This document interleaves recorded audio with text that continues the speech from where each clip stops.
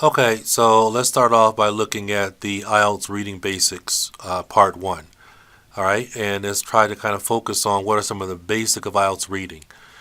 For a lot of students, they really think that the IELTS reading part is probably the most difficult part, but I think once you really understand it, once you really understand IELTS reading, based on our strategies and techniques that we teach, I really believe that you're going to find it to be um, of equal difficulty to the other sections of the test.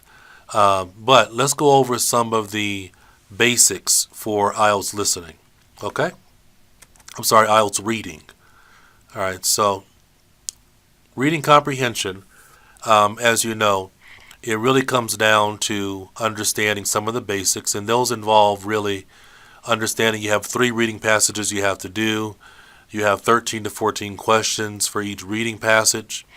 There really are only 2 basic types of questions that you have to deal with for reading comprehension. It's really almost all multiple choice or fill the blank. There are just different variations of a fill the blank question, and there are different variations of a multiple choice question.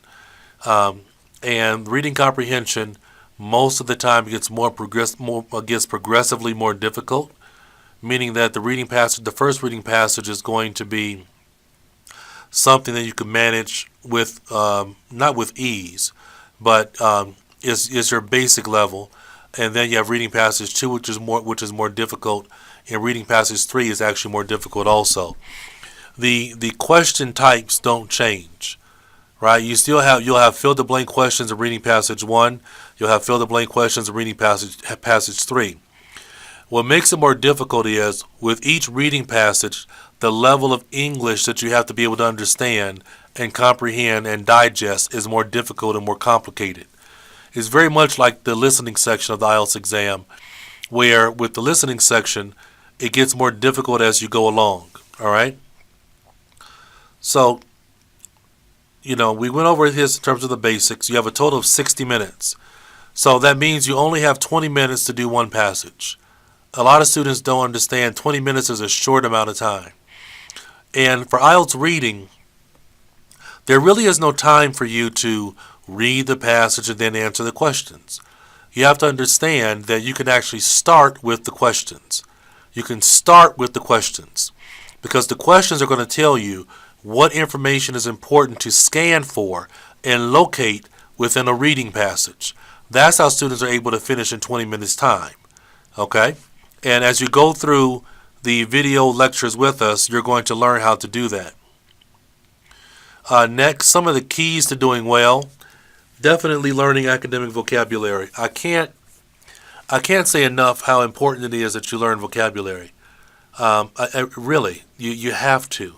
Some students come to me sometimes and they say, "Well, what if I don't know vocabulary? What am I supposed to do? How can I still do very well on the exam?" You can't. You can't. Okay, you're not going to be able to do that. You're not going to be able to do very well. That's like asking. That's like somebody who doesn't have legs ask how can he run in the 100-meter dash.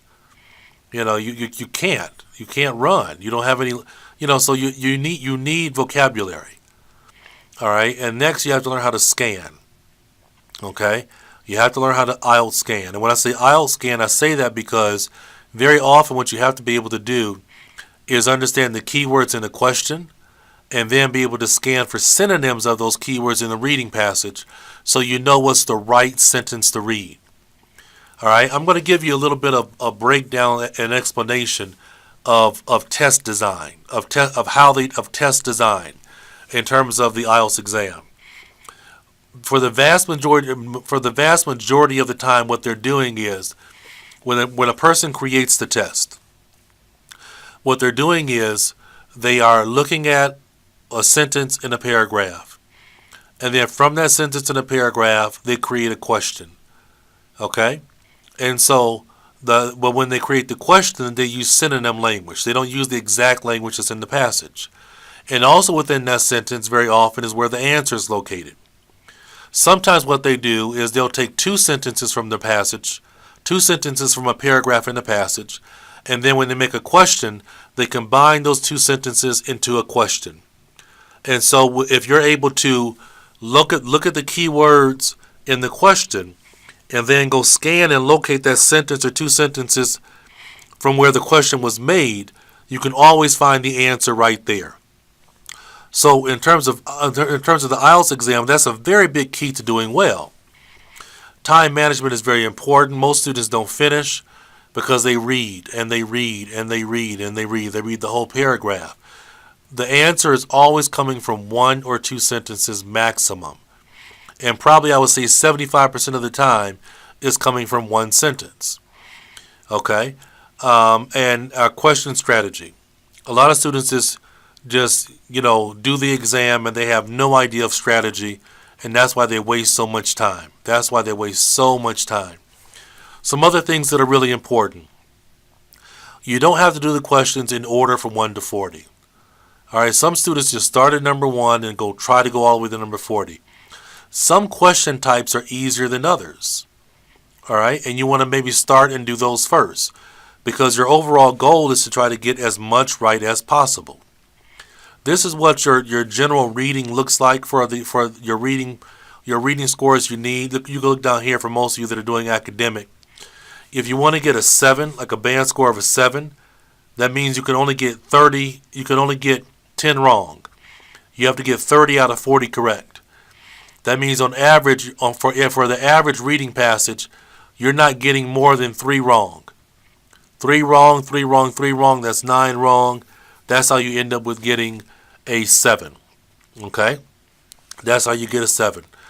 Some students try to just guess their way through. No real way to do that. You have to be able to have good academic and understand the proper strategy. All right? IELTS reading is really a test of 2 things. That's all. Can you locate the part of the text that has the answer? Do you comprehend that part of the text? You have to be able to find the information and understand the information. And they're doing that over and over and over again. Find the information, understand the information. Find the information, understand the information. Everybody knows that. Everybody who teaches IELTS exam should know that. They should understand that.